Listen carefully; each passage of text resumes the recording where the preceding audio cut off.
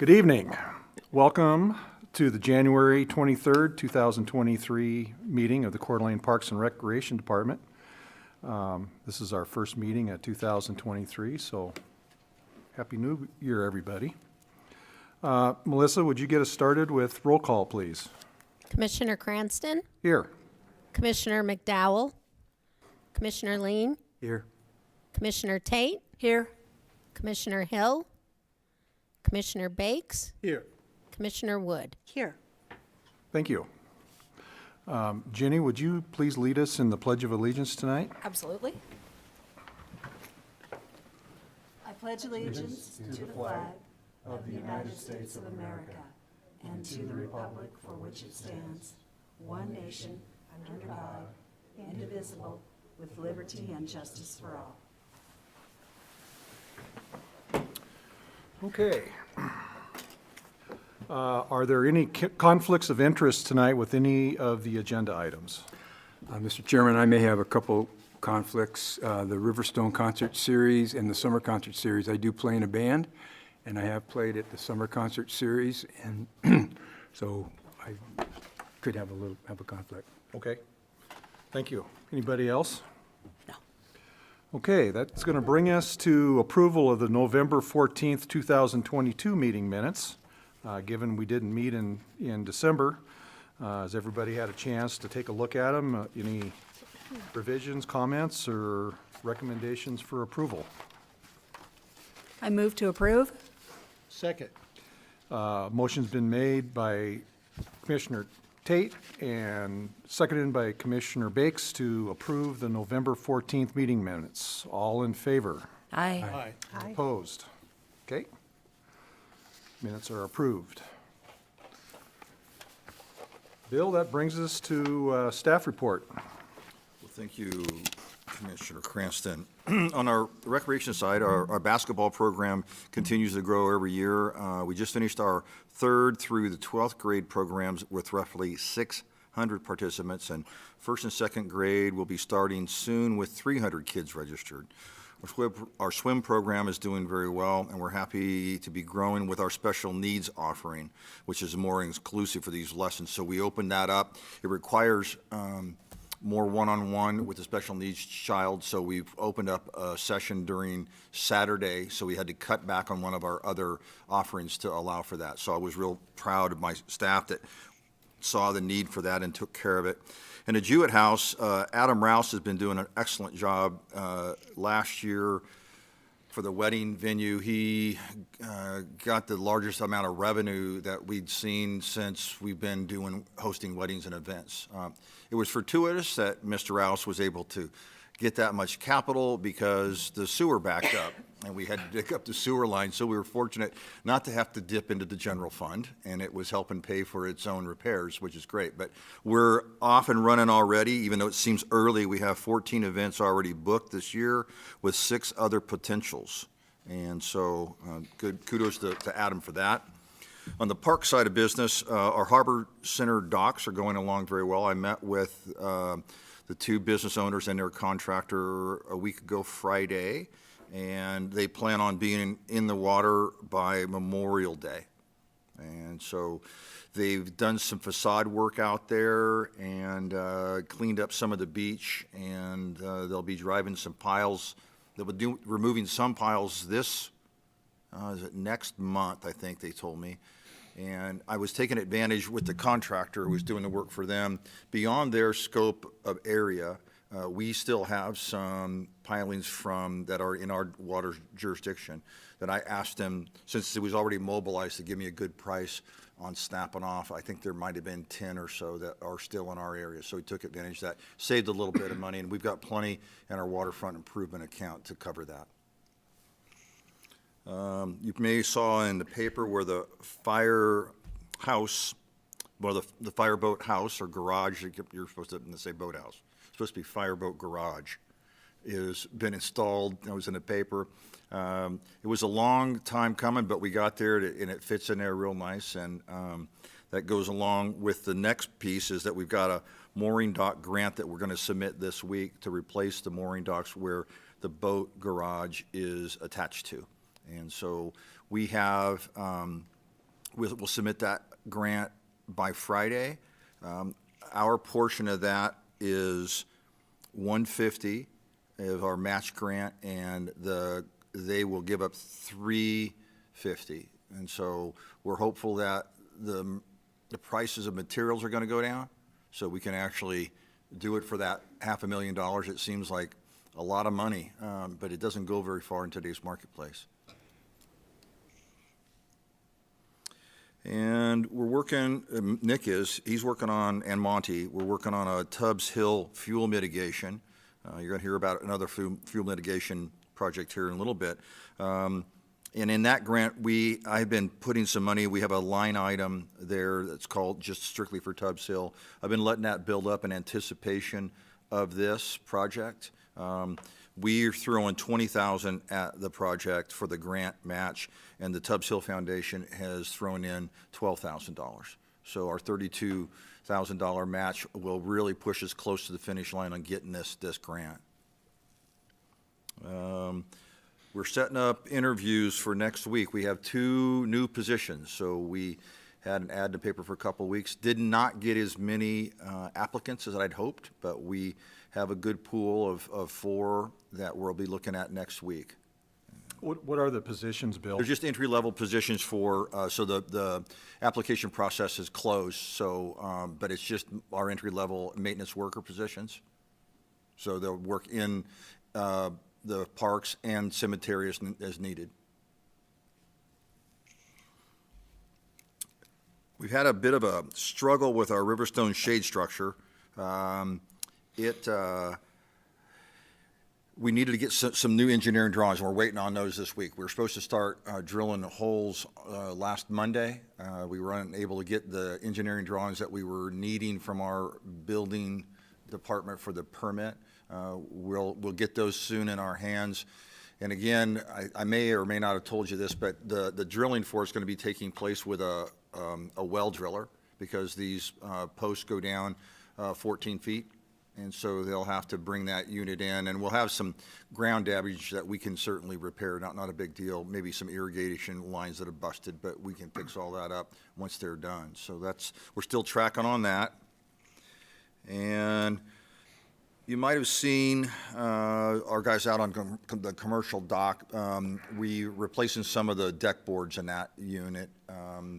We bought some wood. We had some wood cannibalized from another project. We just turned it over, sanded them down, so we saved some money on that, but we're replacing a good portion of the first half when you're coming off the gangway into the commercial docks. So as the weather started warming up, we got out there, and then it turned cold on us again. It looks like it's going to do it again, so we'll have that up and running before the season starts. And then our guys, they needed a new desk over here that Melissa's sitting at, so they wanted something that was a stand-up desk. And we had to modify that some, and it was one of our guys, Larry Walter, who did the modifications, and it looks like it's supposed to be there. It wasn't all something like I would have done. You could have told that it was taking place. Larry does good work, and so just want to give him a shout-out and kudos for that. And other than that, I don't have anything for you, except I just looked in your eyes and I remember it's a question that you asked me a minute ago. The ice rink has done very well this year, and so their agreement with us usually ends the second week of this month. He extended that. I let him extend that a little bit longer till he'll be open through the 29th, I think he said. And so anyway, it's a great feature to have down there. It's been very successful this year, and all the comments I hear are very positive about their experience and the idea that it's even there. People get excited and they go, "Where is it? Where is it?" And so it's a good thing to have, and I hope they can stick it around and keep it going for years to come. Bill, with increased numbers in the recreation programs, how are you doing with staffing and facility availability? Well, it's an interesting question because we almost had to cut back on our swim program. We were going to lose some guards, and the only way to keep that was to lessen the number of lessons that we gave. And we upped their hourly rate, and we were able to keep some, and we actually found another one. So we're doing okay. It's difficult to find people to do supervision in gyms, and also the scorekeeping is sometimes, and officiating is difficult.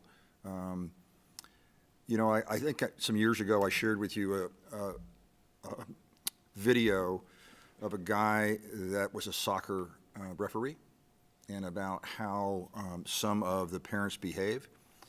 We're experiencing some of that, and that's, I think, one of the reasons that the kids normally really don't maybe want to officiate.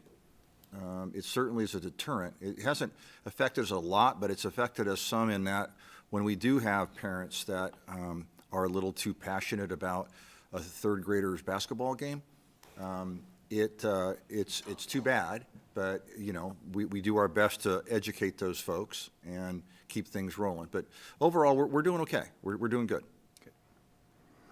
You mentioned the mooring dock replacement and the matching funds that the city will provide. Are those funds coming from the waterfront improvement fund? Correct. So all of the monies that we generate through our leases that we have on public land, and the mooring dock fee and the launch dock fees, all those go into Parks Capital. And then from there, we allocate funds into the waterfront improvement account, and that's where that money's been setting for this project. Great. Any other questions for Bill? Thank you, Mr. Chair. Well, I was just going to also suggest that Commissioner Lean has a tremendous amount of experience dealing with parents at sporting events, and he could be of great help to you. Also, my question on the mooring dock grant, I forgot who we're applying through. The waterfront improvement grant, it's a federal grant administrated by the state. Okay.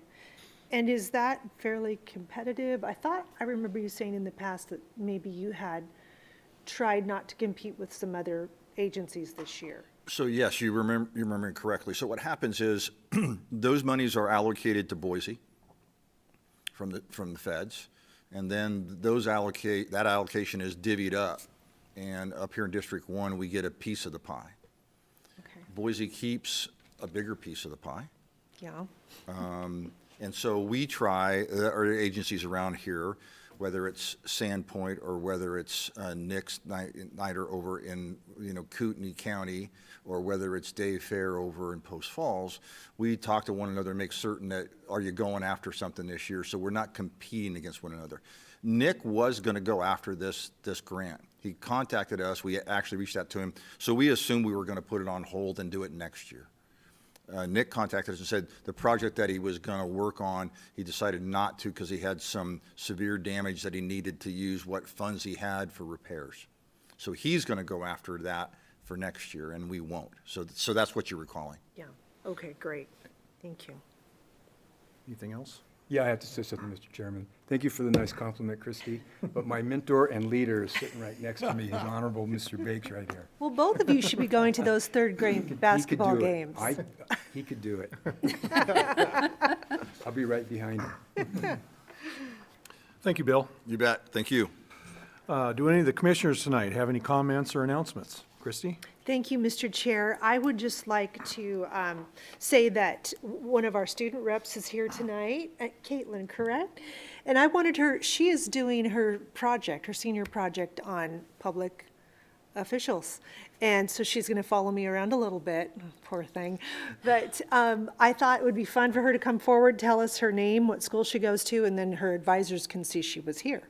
So, Caitlin, do you mind? Yeah, coming come up to forward? the Come on podium and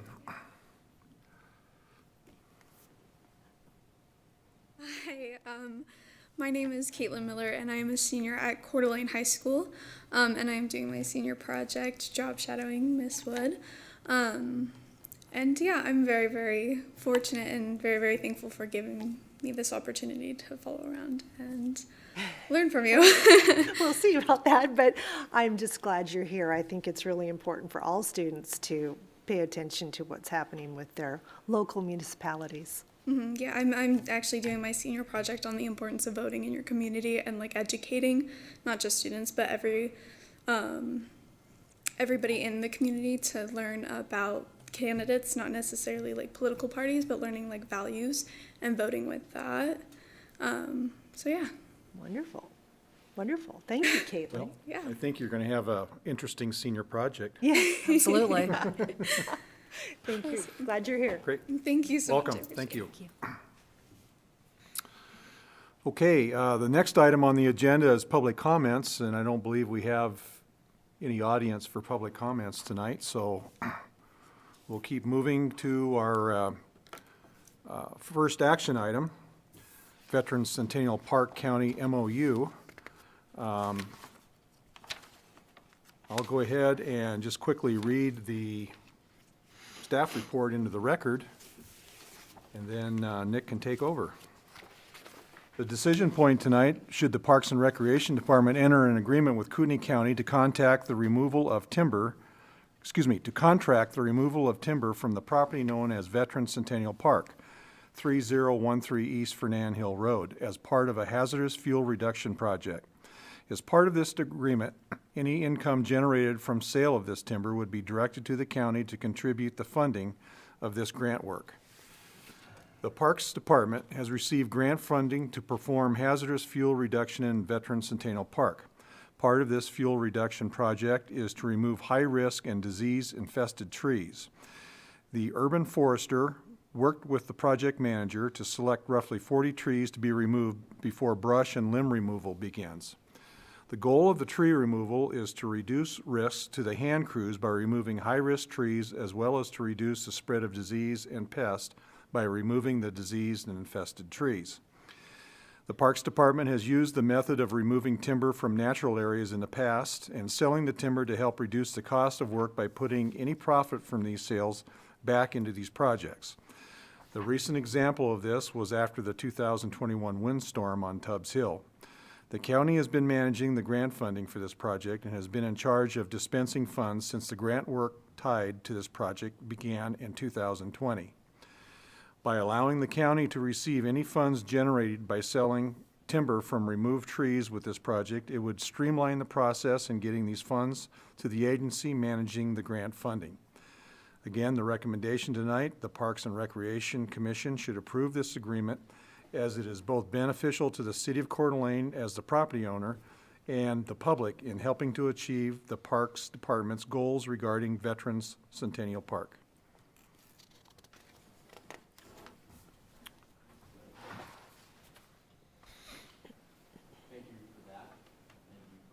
Allowing me to be here tonight to see you. Get this up on the screen. This is just a basic image I have here of Veteran Centennial Park. If you're not familiar with Veteran Centennial Park, it's essentially a natural area that was gifted to the city of Coeur d'Alene, I believe in 2017. Oh, no, 1999. 1999, so way longer than 2017. So we've had a goal of reducing fuel load in this area for quite some time. Fortunately, we have been the recipient of some grant funds and will be the recipient of some more grant funds in the future. So we're planning on this project with a couple options for the funding. Funding is going to come from either this current grant we have on Fernan Hill grant work or from some other funding that we have available to us in the future. Now, the first step on this project, which I will be bringing the commission more details as we actually plan this work out, develop the prescription, and start coming into where we're going to have a contractor to give you an update and photos of what the work will look like. But the initial phase, as mentioned in the staff report, is to remove this timber, and it's all trees that are selected due to their high risk or their status as disease or infested tree. Essentially, it's just allowing the county to receive the funds from this project so they can better manage the grant, since they're managing the grant funds anyway. It would be cumbersome for us to receive the funds as the city property owner and then revert those funds to the county who's managing the grant. Realistically, there's not really going to be any profit made on this. It's simply just going to be funds to assist with the cost. This simply just shows the area on this 8-acre parcel that we'll be doing the work. This is about 2.5, 3 acres of actual property where we'll be doing the fuel reduction work. This other arrow just shows our access route. Pretty simple image, but it's a pretty simple project. With that, I would stand for any questions. None? Sounds pretty good. Pretty straightforward. I guess just one, Mr. Chair. Have you had an opportunity to make sure the neighborhood understands what's happening? Good question.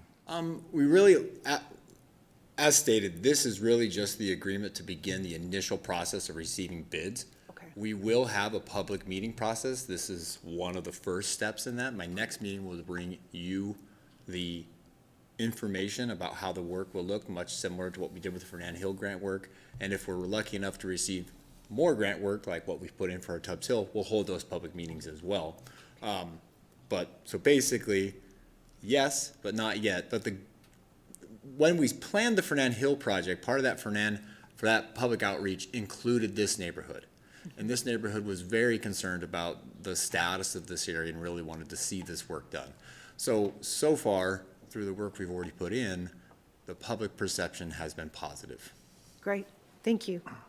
And Commissioner, also, if you recall, we had said that we were going to clean this up in our master plan. So, it's not a parcel that we own, and it's not a park that we've forgotten. It's just that this opportunity's presented itself at this time for us to clean up. And this whole area, and this is some area that a lot of the folks in that neighborhood were upset about, or not upset, it's probably too strong a word. Concerned. But concerned about the removal of all of that material that's in there. And I think that's great. Memories are short, though, so it will be great that you're reaching out to the neighborhood to let them know what you're doing. And just one follow-up, I guess, from this is that one of the main goals with this project is not only to clean up the area, to improve the safety for the residents that live abutting this natural area. It gives us the opportunity to improve trail access to this natural area and really make it a more inviting and usable area for the people that live there, or anyone that wants to just come enjoy it. Absolutely. Thanks. Thank you very much. Any further discussion or a motion? I move that the Parks and Recreation Commission should approve this agreement as it is both beneficial to the city of Coeur d'Alene and the property owners and the public in helping achieve the Parks Department goals regarding Veteran Centennial Park. Is there a second? I'll second that. Motion's been made by Commissioner Tate and seconded by Commissioner Wood that the Parks and Recreation Commission recommend approval of the agreement as it is both beneficial to the city of Coeur d'Alene as the property owner and to the public in helping to achieve the Parks Department's goals regarding Veteran Centennial Park. Any further discussion? All in favor? Aye. Aye. Any opposed? Okay, so that motion was unanimous. Where does it go from here now? General Services, Okay. When is that meeting? it's 2 weeks out Great. on Monday. Okay. Next up is an information item regarding the Tubbs Hill grant update. Well, I just kind of gave that to you in my summation, so that's just really it in a nutshell. Nick had submitted that already, and so we're into the competitive bid process with all the other agencies who applied. I think by the amount that we put in as a match really puts us up on the head of the line, I hope. So with the 32,000, that gets us closer to, I think the estimated cost was going to be a little over $250,000. Okay. Great. Okay. Our next action item, Riverstone Concert Series Agreement Renewal. The decision tonight, should the Parks and Recreation Commission recommend that council approve this 3-year agreement with Coeur d'Alene Arts and Culture Alliance for the Riverstone Park Summer Concert Series. The Arts and Culture Alliance has been operating and managing the Riverstone Concert Series at Riverstone Park for the last 11 years with great success, and the series has been well received by the community from its inception. The concert performances are on Thursday evening, beginning the first week of July through the last week in August. These concerts are free to the public. The City of Coeur d'Alene does not have any financial outlay for the concert series. The Arts and Culture Alliance raises all funds and pays the fees associated with the park use. Prior to the first concert series, the Arts and Culture Alliance will pay the Parks and Recreation Department $5,000, together with a $5,000 security deposit. The fee will increase each subsequent year of the contract to account for inflation. The funds received for the series go into the park's capital improvements. Attached is an agreement for the Coeur d'Alene Arts and Culture Alliance Concert Series.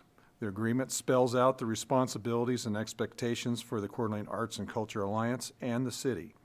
This agreement does allow for a 3-year renewal at the end of the current contract. The decision point tonight, the Parks and Recreation Commission should recommend that council approve this 3-year agreement with the Coeur d'Alene Arts and Culture Alliance for the Riverstone Park Summer Concert Series. Do you have anything to add, Bill?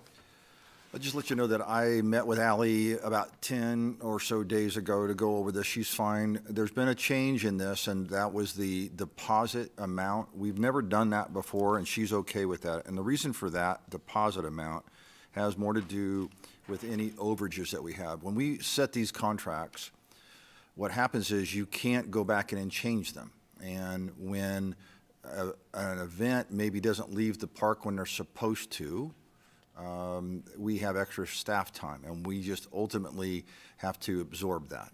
And so this allows us as a refundable deposit to use it kind of like an escrow account that we could supplement any overages or damages that may occur, and she was okay with that. So she was going to be here tonight. She and I communicated today, but apparently she didn't make it. So it's a great series. It's really well liked. I think a lot of people look forward to it, just like they look forward to an upcoming discussion we're having in a few moments about a Sunday concert series. So all 3 of our concert series, including on Wednesday night with Tyler Davis, are really well received by the public. This was a little smaller venue, and so she's going to be a lot more careful about the types of act that she books and make certain that we don't blow the rooftops off our neighbors. So with this updated agreement for this next 3-year period, then the only thing that's been changed or revised in the agreement are the concert dates and the security deposit. The security deposit is one of those. She actually had 10 dates, and when we actually crunched our costs, and we have some subsidies, I guess we're actually, I guess you can call them. We were losing a little bit on that, and so we got tighter on what our costs really are, hard costs. And we went over those, Ally and I did, and there's a little bit of an increase from what she paid last year. She did also increase her concert number this year, so she chose to back that off from, she had 10. She added an extra concert, which pushed her budget a little further than she wanted to go, so I suggested that maybe we back off that Saturday concert that she wanted to do, and she was amenable to that. So the concert, or the contract rather, or the agreement looks really good by her. I wish she was here tonight, but she obviously was unable to make it. Okay. Any other questions for Bill? Christie? Thank you, Mr. Chair. Well, Bill, you said it quite well, that the public really enjoys this concert series. And I think that the Arts and Culture Alliance have proven to be professionals through all these years and how they put on these concerts. So I'm pleased to see the lease agreement come back before us again, and I'll certainly support it. Good, thank you. Anything else? Okay, are we ready for a motion? Oh, Mr. Chair, if I can find the motion, I will make it. Thank you very much. I would move the Park and Recreation Commission recommend council approve this 3-year agreement with Coeur d'Alene Arts and Culture Alliance for the Riverstone Park Summer Concert Series? Is that the one we're on? Riverstone Park. Yep. Yeah, thank you. Is there a second? Second. Okay. Motion's been made by Commissioner Wood and seconded by Commissioner Bakes that the Park and Recreation Commission should recommend that council approve this 3-year agreement with the Coeur d'Alene Arts and Culture Alliance for the Riverstone Park Summer Concert Series. Any further discussion? All in favor? Aye. Aye. And I will abstain, Mr. Chair. One abstention. So if you would note, Melissa, that Commissioner Lean abstained, rest of the commissioners approved.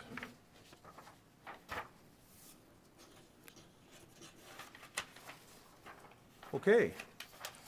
Well, we're going through this pretty quick, and we're on to our last item here. Another action item regarding KEP Concerts Agreement. The decision point tonight, should the Parks and Recreation Commission recommend approval of a 3-year agreement with KEP Concerts for a summer concert series in the city park. The city of Coeur d'Alene was fortunate to have a summer concert series in City Park for the last 30 years, sponsored by Handshake Productions and Chris Gugamos. Unfortunately, we lost Chris this last year. These concerts were very successful and have become a Sunday afternoon pastime for a good number of residents. We have been asked by Chris' family and many members of our community who will carry on the Sunday concerts.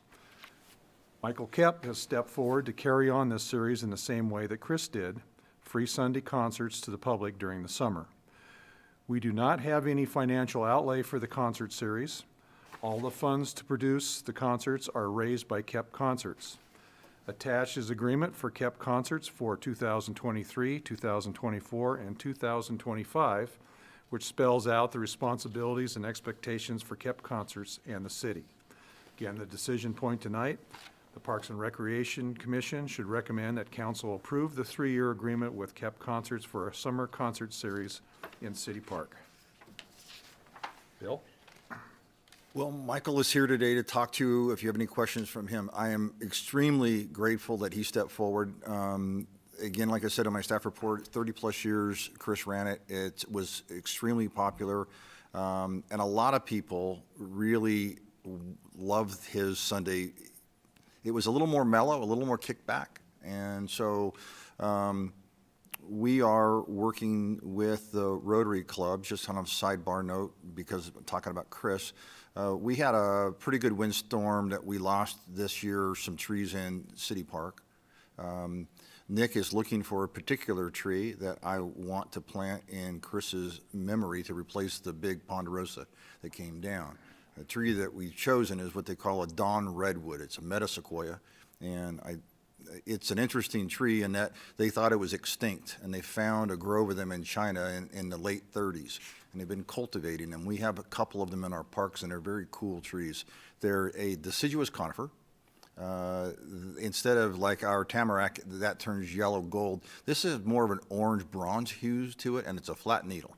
So it's pretty cool, and it'll be there near the band shell. I know I digress. I start thinking about Chris. I apologize for that, but we're here to talk about Michael. But I was just excited to let you know that we're not forgetting Chris, and nor is Michael. So he's going to carry on the tradition that Chris had. So with that, I can have Michael come up.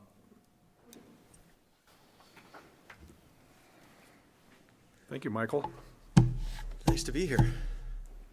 What do you need to know? I can answer any question you have. That's it. That's it. Yeah, unless you have anything to add, what Bill is elaborated on in the staff report, I guess. Christie, you have a question Thank for you, Michael? Mr. Chair. Well, Michael, first of all, the story in the press was so great to see, so inspiring. I can't imagine how grateful Chris's family is to you that you're willing to carry on this wonderful tradition. Can you just tell us a little bit about how you got involved and It was very strange. A phone call.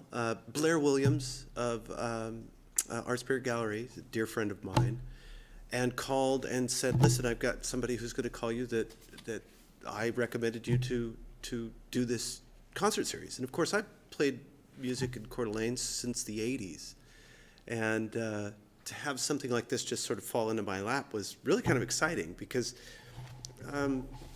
we have to have a place where our musicians and our artists can get on stage and play, especially the local ones. Predominantly, the local musicians need that. And the series has been just a part of the fabric of our community. I live downtown. I expect to hear the music in the air on Sundays. Sunday afternoon. So to be able to do it is very exciting. And when I met with Bill the first time, I remember saying, I'm going to probably make a lot of mistakes as I move along with this thing, but I guarantee we're going to get it as close as we can and hopefully solve some problems along the way. The little, iron things out as we move along and make them much more streamlined is the idea. It's really wonderful also to hear your comments concerning the Arts and Cultural Alliance and the Riverstone Concert Series, which I sit on the Arts and Cultural Alliance. And Steve Gibbs, dear friend, pulled me in very early to help streamline that concert series. So I had quite a bit to do with the architecture of that piece. So it's really nice to hear that people are excited and, you know, it's making people happy. That's great.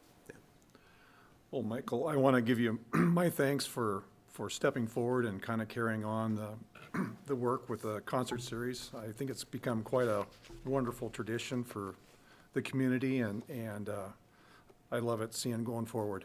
Thank you. Thanks. And I might add too, just as what Bill was saying, that very much of this is still very Chris forward. This whole next year, and I think every year to come, there'll be something that we do to honor his memory and his legacy. So just so you're aware of that, thank you. Very nice. Any further discussion? I'll entertain a motion.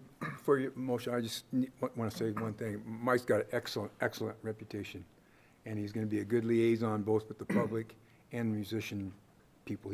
Everybody knows Mike, and so great person for this position. Great. I'd move for the Parks and Recreation Commission should recommend that council approve the 3-year agreement with Cope Concerts for a summer concert series in the city park. Second. Okay, motion's been made by Commissioner Tate and seconded by Commissioner Wood. The Parks and Recreation Commission should recommend that council approve the 3-year agreement with KEP Concerts for a summer concert series in City Park. Any further discussion? All in favor? Aye. Aye. And one And abstention? abstain, Okay. yes. Melissa, just note, Jim Lean's abstention and the rest commissioners' approval. Well, that takes care of the business for the commission tonight. Anybody else have any last comments before we adjourn? Okay. I'll just make a couple of meeting announcements. Our next regular Parks and Recreation Commission meeting will be Monday, February 27th, 5:30 PM right here in the Community Library Room. And with that, I'll entertain a motion to adjourn. So moved. Okay, Second that? motion's been made by Commissioner Bakes and seconded by Commissioner Lean to adjourn. All in favor? Aye. Thank you, everybody.